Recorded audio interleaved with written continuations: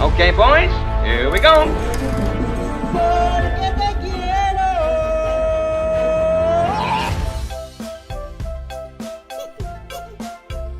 Halo kaum rebahan, balik lagi di Celengan Film.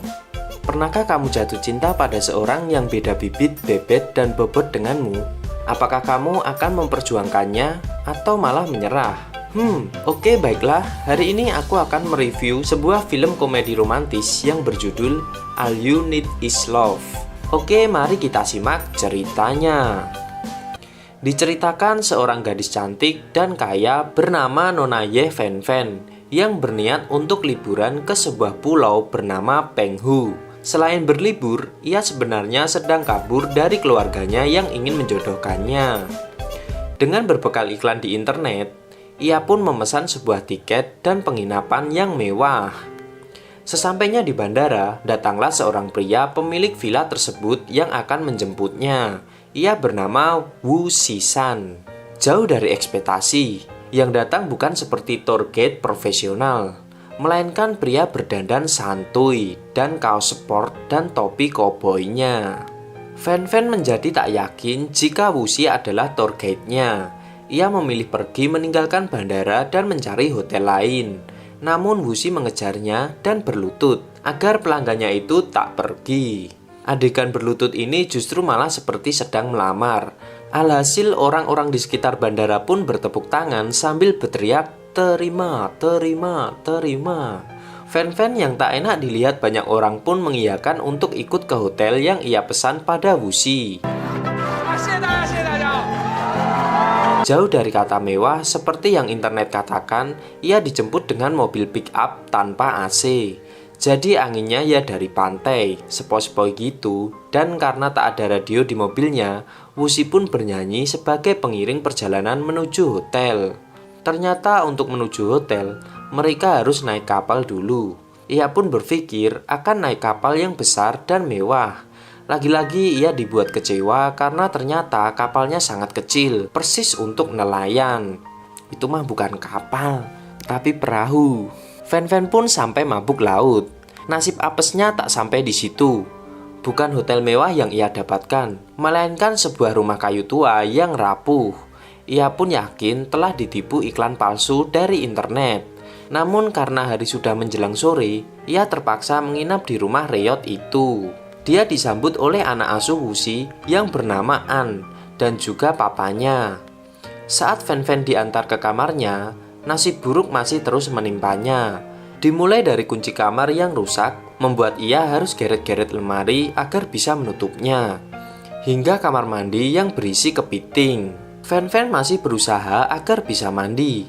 Ia pun segera mencari kamar mandi umum dengan merambat-rambat di atap dan melompat masuk ke kamar mandi itu. Tak disangka, ternyata ada Wusi yang sedang pup di sana. Gagallah rencana mandinya malam itu.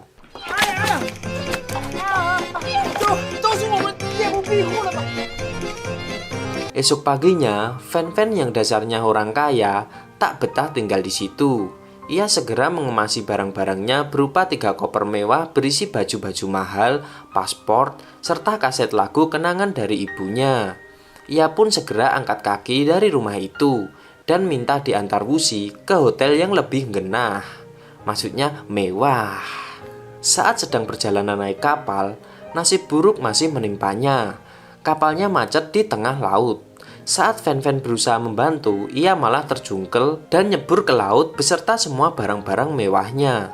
3 koper mahal, paspor, HP, bahkan kaset peninggalan ibunya pun ikut hanyut di tengah lautan. Masih untung Wusi mau menyelamatkannya yang tercebur dan memberi nafas buatan. Saat tersadar, ia menyalahkan Wusi yang membawa kesialan beruntun. Ya namanya wanita, laki-laki mah selalu salah di matanya.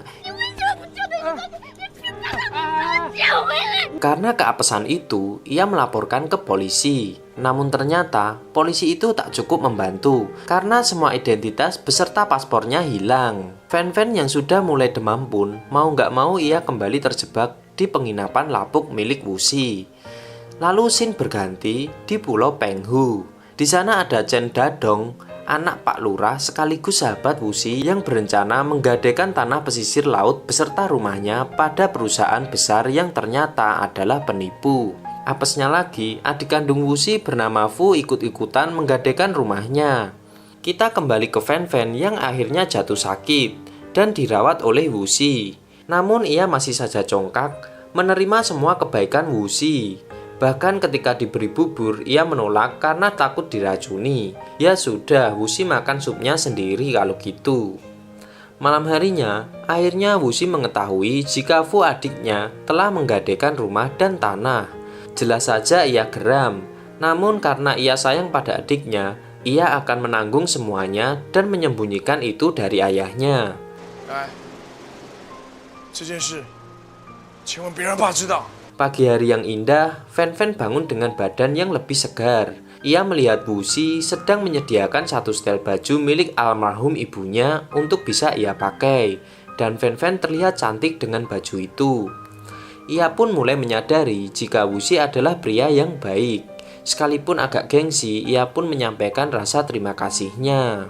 Karena sudah berbaikan, Fen Fen minta diajak pergi ke Teluk Penghu. Namun menurut Wusi, tak ada teluk di sana. Fen Fen pun tetap ngotot ingin menemukan teluk itu dan akan membayar berapapun yang Wusi minta. Hari itu Wusi memasak bakmi laut untuk Fen Fen. Ya karena lidah Fen Fen adalah lidah orang kaya, ia pun tak doyan masakan itu. Ya sudah, berhubung Fen Fen tak mau, Wusi pun menghabiskan semua masakan tanpa sisa. Fen Fen pun memilih pergi keluar melihat sejuknya pantai di pagi hari. Namun di samping rumah, ia melihat ayah Wusi yang sedang berdansa sendirian sambil memegang foto almarhum istrinya. Mereka pun ngobrol sebentar. Fen Fen ternyata sangat ramah pada ayahnya. Ia juga cerita jika pekerjaannya adalah seorang penulis.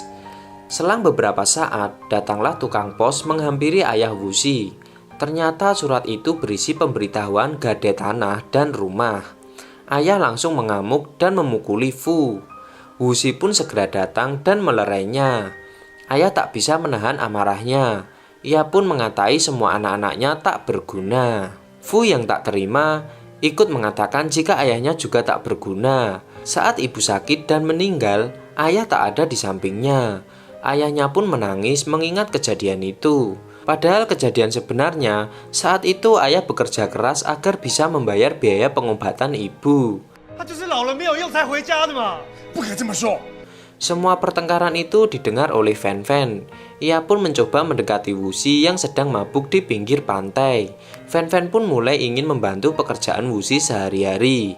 Benar saja, esoknya Fen Fen diajak pergi ke pasar, membersihkan tempat wisata akuarium raksasa, memberikan makan kambing-kambing, dan menjual ikan laut ke pasar. Fen Fen sangat bahagia. Ia tak pernah merasa hidupnya semenyenangkan ini. Setiap hari dapat menikmati indahnya pantai dengan pasir putih dan suara ombak yang menenangkan. Mimin yang nonton aja serasa ikutan diajak piknik sama film ini. Wusi lalu mengajak Fen Fen berenang. Pulau itu sangat sepi, jadi serasa pantai milik sendiri. 把手给我，你骗我。我绝对不会放手，相信我。 Setelah asyik berenang, mereka mengunjungi bukit yang dapat melihat teluk berbentuk dua hati yang terkunci. Konon katanya, jika kita melempar batu dan masuk ke teluk hati itu, cinta sejatimu akan segera muncul. Saat dalam perjalanan pulang, mereka melewati sekumpulan orang yang sedang syuting di acara televisi Biro Jodoh. Jadi sutradara mendatangkan 4 gadis cantik yang akan dicomblangkan dengan 4 pemuda tampan di pulau itu. Sayangnya di pulau itu tak ada satupun pria tampan yang memenuhi kriteria. Coba lihat saja pria-pria ini. Namun saat sutradara melihat Wusi dengan perawatan maskulinnya, ia pun langsung meminta Wusi ikut di acara Biro Jodoh tersebut. Ya karena Wusi membutuhkan uang, ia pun menerima tawaran itu. Acara syuting Biro Jodoh pun dimulai. Ada 4 pasangan yang akan ditandingkan kecocokannya. Di situ Wusi dipasangkan dengan cewek yang cantik, seksi, dan kaya raya. Usai syuting, Fen Fen sudah menunggunya di rumah. Ia pun memasakkan bakmi cukur klasik ala Sangsi. Ternyata Fen Fen ini jago masak juga. dan masakannya sangat enak. Apalagi jika ditambah cuka peninggalan Shangxi, membuat makin sempurnalah masakan itu. 我想不到你这么厉害。我们这浇头熬了2个多小时呀。 Ternyata di balik masakan yang enak ada kisah di baliknya. Jadi dulu saat Fan sekolah di luar negeri, ia sangat rindu masakan ibunya. Makanya ia belajar memasak sendiri. Di balik angkuhnya sikap Fan, ternyata dia sangat keibuan. Terbukti saat ia memeluk anak asuh Wuxi dan menyisiri rambutnya, terlihat seperti istri idaman. Wow, hari pun berganti. Fan pergi ke Teluk Dua Hati. Iseng-iseng ia mencoba melempar batu ke teluk itu. Namun tak disangka, batu itu mengenai kepala seseorang yang sedang mandi. Fan pun ketakutan dan langsung bersembunyi. Ternyata pria yang sedang mandi itu adalah Wuxi. Wuxi seperti tak asing dengan batu yang mengenai kepalanya. Sepertinya batu yang pernah ia siapkan untuk dilempar oleh Fan. Ia pun memutuskan membawa pulang batu itu. Saat Fan pulang ke rumah, terlihat anak asuh Wuxi sedang murung. Ternyata ia sedih karena Wuxi terlalu sibuk dan lupa menandatangani PR sekolahnya. Fan pun menyusul Wuxi ke tempat syuting. Sesampainya di lokasi syuting, ia melihat para cewek-cewek cantik itu sedang caper minta diolesi handbody di tubuhnya. Ya gimana lagi, di situ kan Wuxi yang paling tampan dibanding 3 pria lainnya. Saat tahu Fan menyusulnya, ia agak canggung karena kepergok sedang mengolesi handbody pada wanita lain.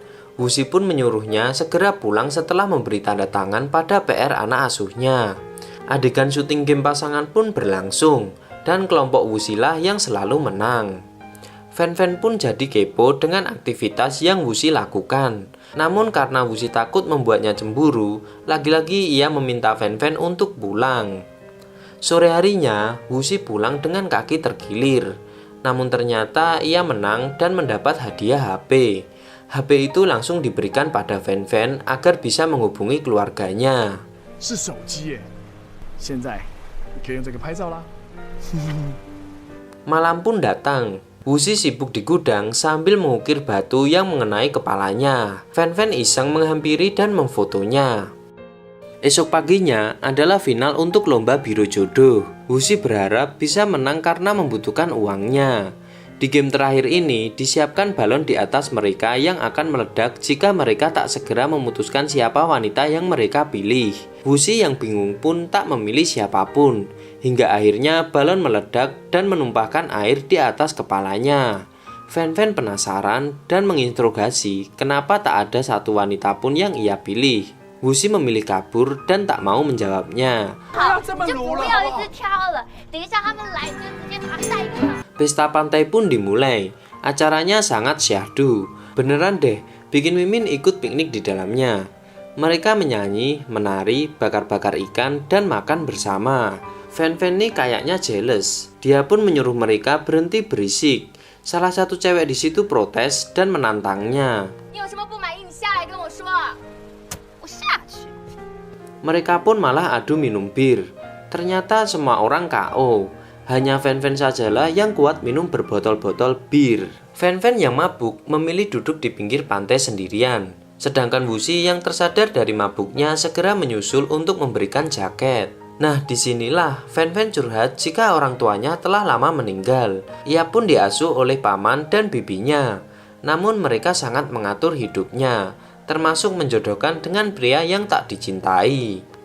Wuxi gantian curhat jika nasibnya berbanding terbalik dengan Fan. Ia adalah tulang punggung keluarga. Bahkan hanya dia yang diandalkan masyarakat di pulaunya. Beban yang ditanggungnya sangatlah berat. Dalam kesedihan, Fan pun menangis di pelukan Wuxi hingga pagi. Diam-diam Wuxi mencari kotak milik Fan yang tenggelam di laut. Namun saat menyelam, ia kelelahan dan tak kuat berenang. Untungnya tim SAR segera membawanya ke rumah sakit. Fan panik dan segera menyusulnya. Namun saat tahu jika kotak peninggalan ibunya telah ditemukan, ia tak kuasa menahan tangisnya. Karena rasa terima kasihnya, ia pun ingin mencium Wuxi. Saat sudah hampir berciuman, sahabatnya datang dan menggagalkan adegan itu. Aduh. Kesehatan Wuxi membaik dan bisa pulang dari rumah sakit. Mereka berdua lalu ngobrol di tepi pantai. Fan Fan cerita jika isi kotak itu sangatlah berharga baginya karena berisi kaset peninggalan ibunya. Malam pun datang dan hari itu adalah ulang tahun pernikahan orang tuanya. Namun sayangnya listrik mati sehingga mereka menyalakan lilin di tiap sudut rumah dan memasak bersama. Rumah kayu itu kini terlihat sangat romantis dengan cahaya remang-remang. Jadi tiap Enif, ayahnya selalu pulang dari pulau seberang dan akan kencan sambil berdansa bersama almarhum ibunya. Malam itu mereka makan bersama, ditemani cahaya lilin yang sangat romantis. 怎么了？我从小到大一个人吃饭吃习惯了而已。 Saat usai makan, ayah Wuxi mengajak Fan Fan berdansa. Katanya ia senang jika Fan Fan bersedia jadi menantunya. Wah, sepertinya ayah mulai memberikan restu pada kedekatan mereka. Dan jadilah Fan Fan pun berdansa dengan Wuxi, ditemani musik romantis dan lilin remang-remang. Setelah hari itu, keadaan perlahan mulai membaik. Termasuk adik Wuxi yang sempat kabur dari rumah mau diajak pulang dan berdamai dengan ayahnya. 哥，对不起啊。 Polisi juga sudah menemukan paspor baru Fan Fan. Namun itu bukan kabar baik bagi Fan Fan, karena bibi dan pamannya menyusul ke pulau itu dan masih saja memaksa untuk dijodohkan agar perusahaannya selamat. Hati Fan Fan sangat dilema. Ia sadar jika tak punya pilihan lain selain kembali ke kota dan menyelamatkan perusahaan. Sebagai bentuk perpisahan, ia ingin dibuatkan bakmi oleh Wuxi. 你可不可以再煮一次那个澎湖的山西刀削面给我吃？ Fan Fan tak kuasa menahan kesedihannya saat makan bakmi itu. Ia sebenarnya tak rela meninggalkan Pulau Penghu dengan segala kenyamanannya. Wuxi diajak bertemu oleh paman dan bibi Fan Fan. Di situ ia baru menyadari jika Fan Fan sangat beda bibit bebet maupun bobot dengannya. Fan Fan adalah pewaris perusahaan yang sangat kaya. Ditambah ia sempat kenalan dengan tunangan Fan Fan yang sempurna. Paman dan bibi menginginkan Wuxi menjauhi Fan Fan dengan imbalan uang tak terhingga. Wuxi yang merasa sangat direndahkan pun menolak tawaran itu. 我不要你的钱。 Malam itu Wuxi marah dengan Fan Fan karena menilai semua kebahagiaan hanya soal uang, dan uang saja. Dengan penuh kesedihan, Fan Fan memutuskan kembali ke kota. Wuxi begitu sedih melihat Fan Fan dijemput oleh tunangannya dan mereka akan segera menikah. Ditambah sahabatnya memberi kabar jika rumah dan tanahnya akan disita oleh bank karena tak bisa membayar tagihan. Dan sahabatnya malah menerima uang pemberian keluarga Fan Fan yang berarti harga dirinya telah diinjak-injak. Wuxi masih berusaha memperjuangkan cintanya. Ia berusaha mengejar Fan Fan di bandara. Sayangnya ia terlambat. Akhirnya ia hanya bisa titip memberikan kotak kenang-kenangan lewat pramugari. Saat dibuka, ternyata isi kotak itu adalah batu yang pernah Fan Fan lempar di Teluk Cinta, yang kini dibelah dua dan diukir janji mereka. Hari demi hari pun berlalu. Wuxi berusaha menjalani kehidupan normalnya tanpa kehadiran Fan Fan. Ia juga harus meninggalkan rumahnya yang disita bank dan hanya tinggal di pinggir laut. Agar bisa bertahan hidup, kini ia berjualan bakmi. Sedangkan Fan Fan, ia baru saja meluncurkan buku berjudul Teluk Penghuku dan diambil dari kisah nyata. Berita penerbitan buku itu pun sampai di telinga penduduk Pulau Penghu. 我们之间有一个约定，请问你还记得我们的约定吗？林州嘛，我已经等得很不耐烦了。 Mereka pun mendukung Wuxi untuk menjemput cintanya dan film pun tamat.